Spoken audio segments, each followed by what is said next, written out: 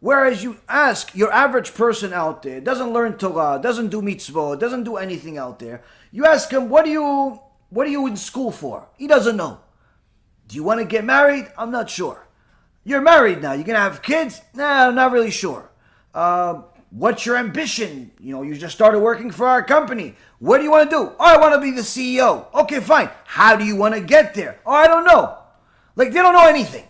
They don't know anything. It's not a surprise that, today in universities that are full of, in America, full of immodesty, immorality, and everything else in between, no one expects the student to even pick a major, pick something that they can actually learn enough to use it as a vocation, something that can actually make money with.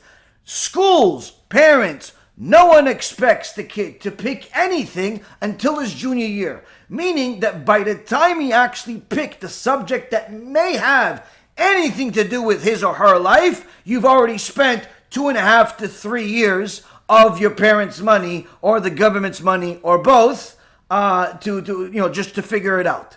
Literally, it is the biggest scam in the world, and this is acceptable. This is perfectly acceptable in society. Why? Oh, he's only a sophomore, so he doesn't know what he wants to do yet. What do you mean he doesn't want to? The school's $50,000 a semester. You're telling me that you're paying $50,000 for 6 months, or actually less than 6 months, and you don't even know what he's going to do with what he's learning? Like, he doesn't actually have a target. He doesn't have a point. He doesn't have any direction. Oh, he wants to either be a doctor or an astronaut or farm. What? What do you mean? That's everything.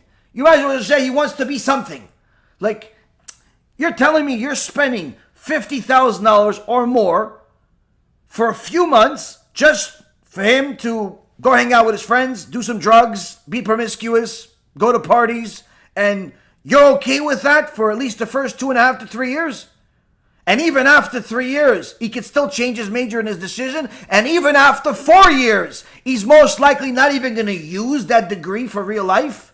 And you're okay with it because you want a little certificate? How about this? Donate that $50,000 to Bezrat Hashem. I'll go on my computer, type you up whatever you want. I'll send it to you, first class mail via UPS.